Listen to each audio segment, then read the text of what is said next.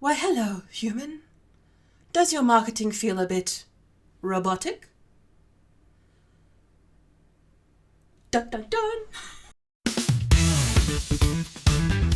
If you're tired of the old cookie-cutter marketing advice and want to take your personal brand to the next level with bold, actionable strategies that truly reflect you, you're in the right place. Let's untangle your marketing mayhem with Zoe, the video confidence coach, on the Unboring Your Brand podcast. Unboring Your Brand was recorded on Wadawurrung land.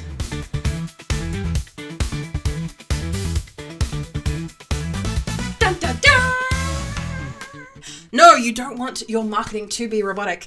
And looking back on this episode 56 at trusting your own marketing mojo, let's look back at this episode that you guys really enjoyed about trusting your own gut, trusting your own experiments, and give yourself a chance to start new things without them having to take off straight away for you to actually put some effort into them. We're going to be talking about the 10 to 20% rule and why real-world human touches still matter.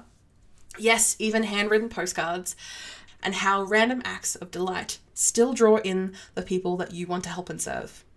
Let's get going. Yes, like I said, let's have faith, and specifically faith in your marketing.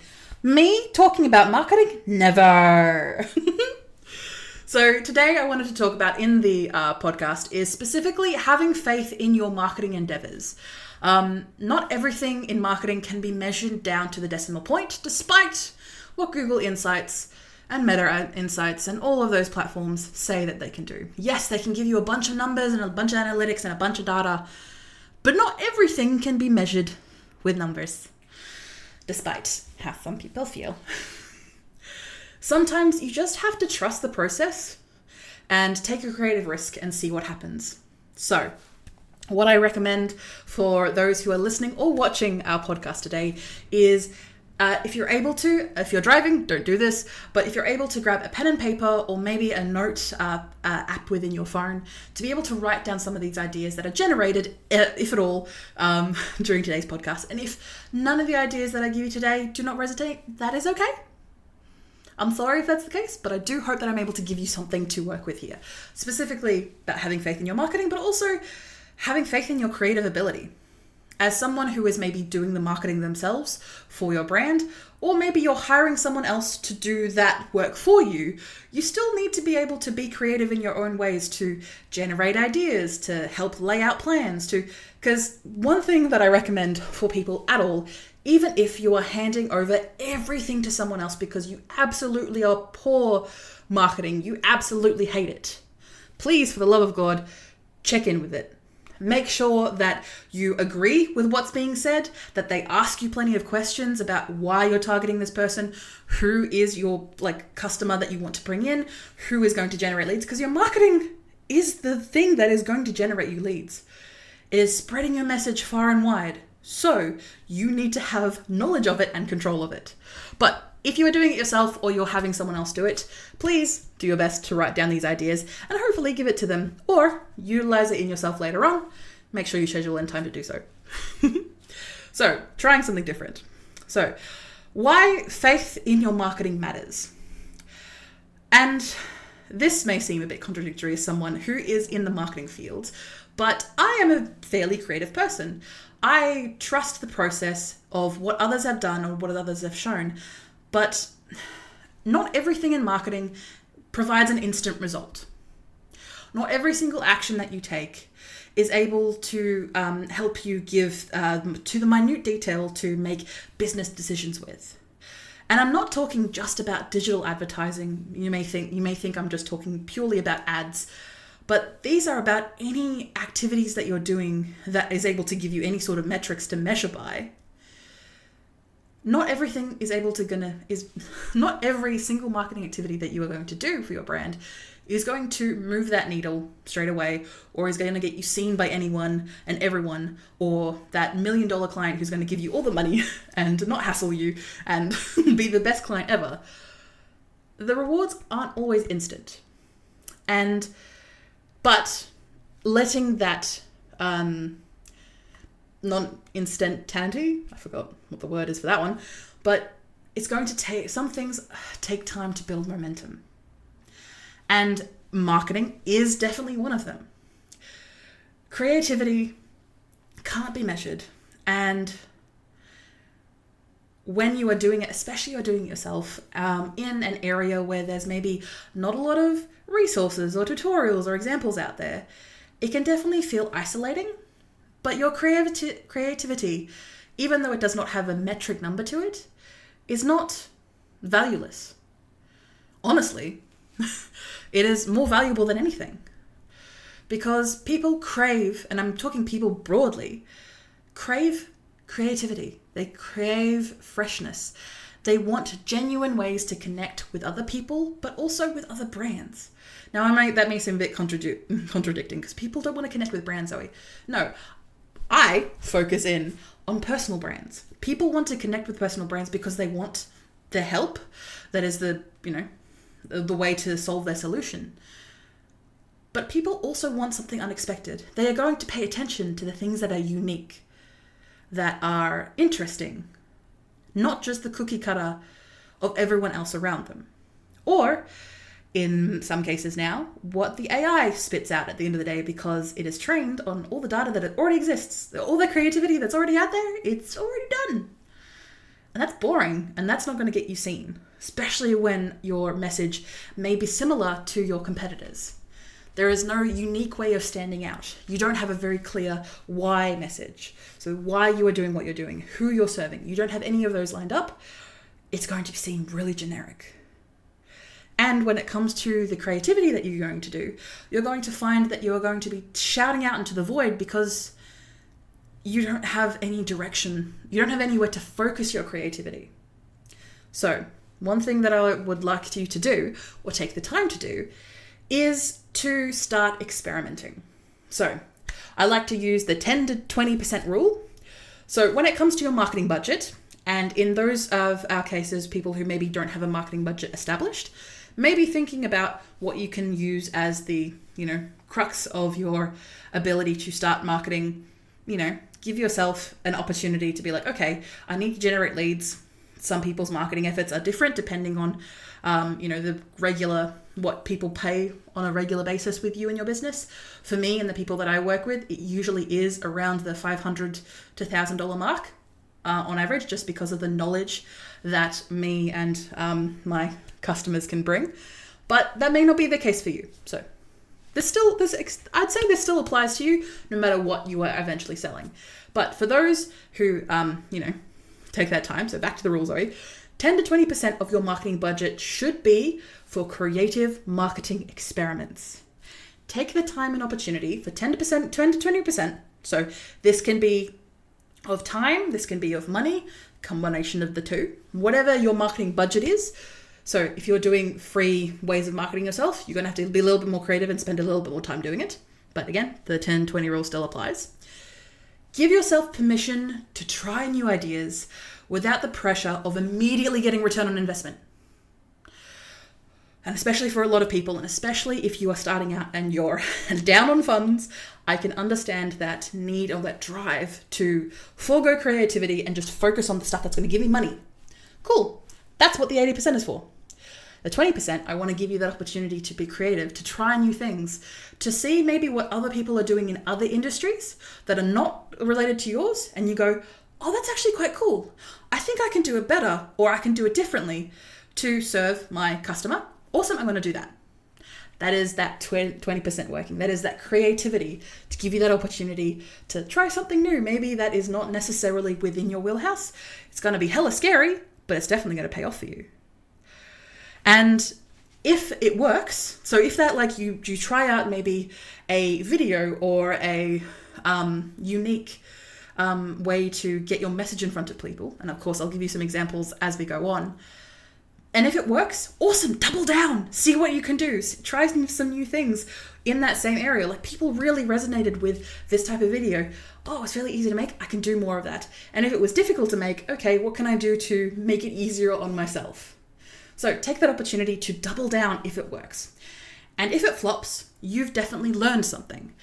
I've forgotten which philosopher said this, but when... I should really stop saying but, Zoe. If there is failures or mistakes, you end up learning more than you did if you succeeded. And if you succeeded, great, awesome, but like you probably didn't learn as much as you did if you made mistakes. Or if it failed, it should actually preface that. So in the event of that failure, you can learn a lot more, not just from the analytics or the numbers or the lack of ROI, again, return on investment for the amount of time, energy, and money you've spent on producing that thing. But again, it's only 10 to 20% of your already allowed marketing budget. So if it doesn't work, cool. But I highly doubt that none of it would have worked. So in that event, you can learn, you maybe take a couple of the bits or elements that did work. Maybe you found a tutorial online that maybe like the thing itself didn't really work, but you liked the tutorial itself. So you end up following more from that creator and you're able to see other unique ways that you can apply that knowledge to other areas of your marketing endeavors. See, not everything is broken. So some ideas that are unique ways of marketing your business. And of course, I specifically or mainly talk to women and non-binary superstars who want to grow their personal brands with killer video marketing strategies. But this will also work for people who are outside of that scope. So don't worry, I haven't forgotten about you. So one thing that I am personally using in my own business is sending physical postcards with a QR code to a surprise freebie.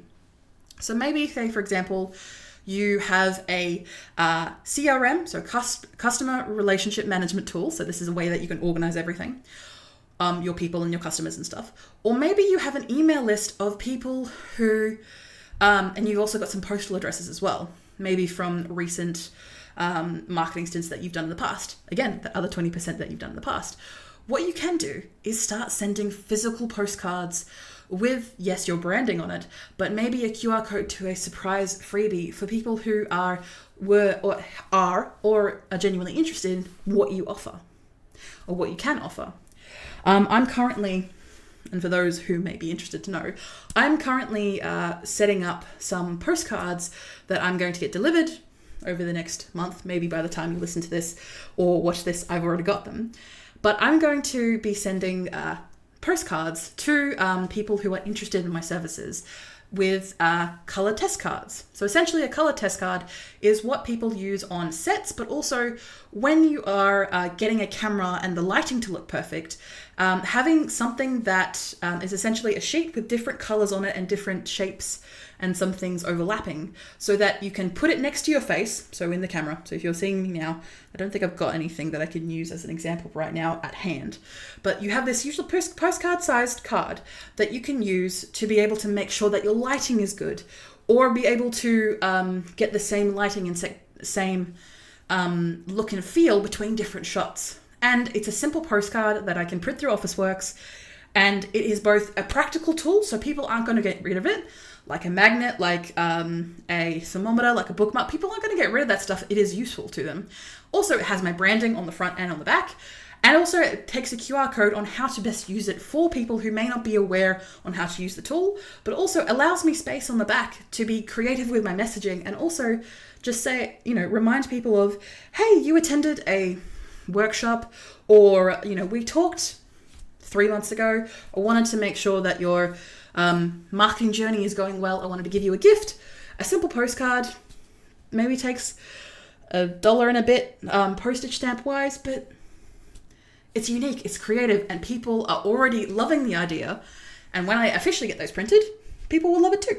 So take that opportunity.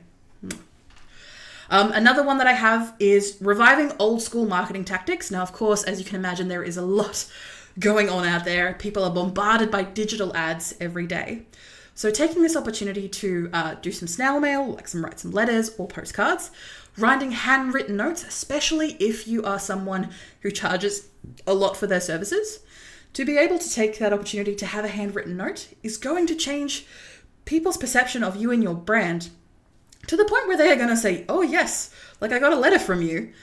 Like you took the time to handwrite me a letter. I am going to care about what you say, because we don't get handwritten letters as much anymore. You can also use some guerrilla marketing tactics. So guerrilla marketing tactics are essentially cheap, fast, easy marketing tactics that are used to stand out and gain also virality fame. But these guerrilla tactics can be something as simple as, going out to a client meeting and recording their expression as you provide maybe some flowers or maybe something really important to them. Maybe like that. Who knows? See how you go. Now, of course, I'm trying to nice and broad, but also nice and specific. Another one is that you can create a secret digital space, a hidden page on your website, or a private podcast episode or an exclusive video message that you offer to people who have reached a certain threshold within your business. Maybe maybe they're a regular client of yours and they've given you $1,000 over a cumulative amount of time, and then you give them a gift. People are going to remember the fact that they gave you a gift over what the actual gift was. But they're going to remember that. They're going to rave about it to their friends and family. They're going to look you up. They're going to see how cool you are. And then they're going to expand you from there, because word of mouth is the best way of marketing yourself and your brand. So in turn, make sure to stand out creatively to do so. Another way is you can host an unconventional giveaway. Now, of course, when it comes to giveaways and lotteries and those alike, make sure you check the laws within your state or country, because some of those things can be scams. A lot of those things can be scams, so make sure you just keep, the platforms and all that good stuff. But an unconventional giveaway can be something like not just the tag 3 friends and share this post, which I don't think is very creative. Very, very same.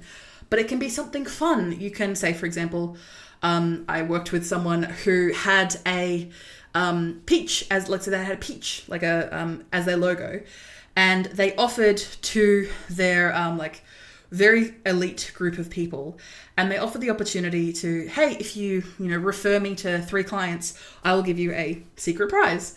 And without even really describing what it was, she was able to get a good 20 grand worth of locked in referral leads and contact.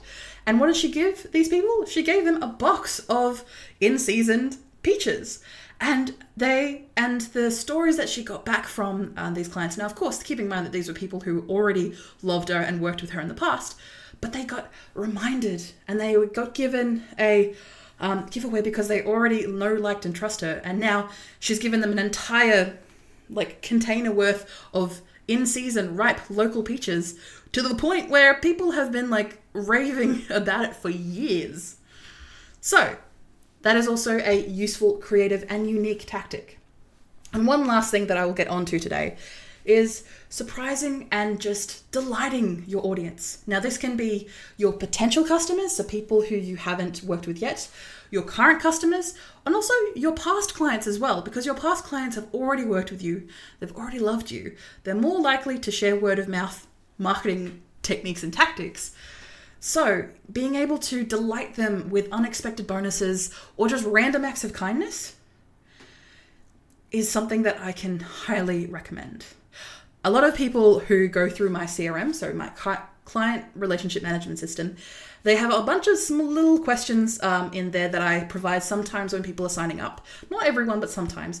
And they just completely throw them off because I like to have a bit of fun with my marketing and what I do. And people remember that. People remember that it was fun. It made them laugh. It made them smile. They don't remember why, but they remember connecting that feeling with, oh yeah, I chatted with Zoe, or I signed up to one of Zoe's things, or I checked out some of the stuff that she did. And it brings a smile to their face. And when it comes to marketing your business, getting the leads in, but also having that genuine human connection and helping and serving people, you need to be able to get people to smile and have a positive or negative reaction to you, as long as it's polar opposites either way. I'll talk about negative marketing in a future podcast. But at the end of the day, marketing isn't just numbers and algorithms, though the tech billionaires may make you feel that way. Marketing is about making people feel something, to spur them to action. And yes, that action maybe give you money, but that action may be something that benefits them as well. Not saying that giving you money is not going to benefit them, but allowing them to see what they can possibly achieve. Make them feel something with your marketing and with your messaging. Take a risk, get creative, and see what happens. Because being creative will automatically mean you will definitely be seen. I can bet that, I can guarantee that being creative in your marketing will lead to you being seen. Welcome back. Wrapping up the episode, we have, if your marketing feels generic, it probably is. And since that episode was recorded, ChatGPT, AI, Claude, Google Gemini, all those AI tools are going to mean that if it comes off generic, it is going to come off robotic. It's going to come off low effort. So being creative, being unique with your marketing approaches when growing your personal brand, not just with video, but in marketing in general, creativity is the cure.